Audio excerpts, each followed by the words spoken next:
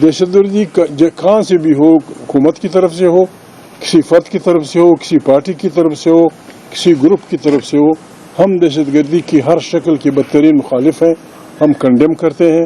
کمال کیا میرے دوست شہباز نے، اس کو مبارکباد دیتے ہیں کہ انہوں نے اس غم کی گھڑی میں بسنت پہ پابندی لگائی۔ دہشت گردی اس خطے کی نہیں ساری دنیا کا مسئلہ ہے، اور پھر سب سے خطرناک بات یہ ہے کہ دہشت گردی کی ہر شکل کو اسلام اور مسلمانوں سے جوڑ دیا جاتا ہے کہ بس اسلام والوں کا اور کوئی کام ہی نہیں ہے، داڑیاں چوڑی ہوئی ہیں، منہ وہ کیے ہوئے ہیں، بس انسانوں کو ذبح کرنے والے ہیں۔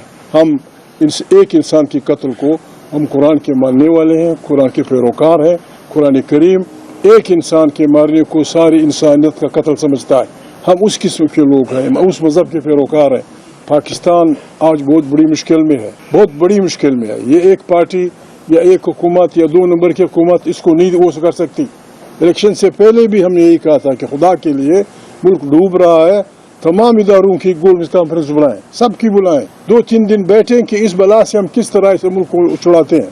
اگر کوئی نہیں مانتا پھر ہمارا یہی طریقہ ہے، جمہوری طریقہ، خالی جھنڈیاں، مرد آباد، زندہ آباد۔ جب تک لوگوں کو عقل آتی ہے یا کوئی ہمیں سمجھا دیتا ہے کہ آپ کا راستہ غلط ہے، ہمارا راستہ فالو کرو۔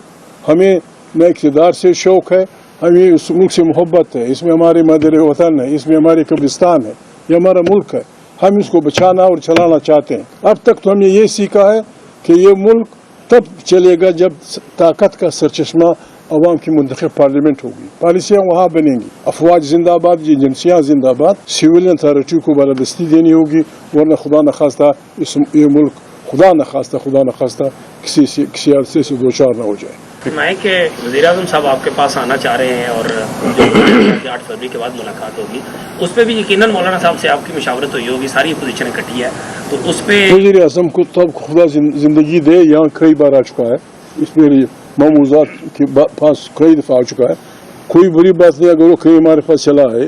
ہم ایک دوسرے کو ملیں گے، یہ ملک کا چلانا ہے، ہم نے ہمت کرنی ہوگی، اپنی غلطیوں کو تسلیم کرنا ہوگا۔ یہ بڑا پن ہے، یہ چھوٹا پن نہیں ہے کہ ایک آدمی یہ سمجھ لے کہ یار مجھ سے غلطی ہوئی یا مجھ سے لغزش ہوئی۔ ہم نے مستقل دشمنیاں تو نہیں ہے، یہ ملک ہم سب کا مشترک ہے۔ یہاں جو کچھ ہو رہا ہے، غریب کی جو حالت ہے، امن و امان کی جو حالت ہے، دیہڑی دار مزدور کیا کر رہا ہے، زمیندار کیا کر رہا ہے، کارخان سب بھاگ رہے ہیں ادھر ادھر، اس سلسلے میں ہم گھر گھر جائیں گے، ہر ایک کے پاس جائیں گے، سب سے ریکویسٹ کریں گے کہ آئیں بسم اللہ کریں، اس ملک کی بقا کے لیے متحد ہو کر اس ملک کو مجید بحرانوں سے نکالیں جو ہماری اپنی بدعمالیوں کے نتیجے ہیں۔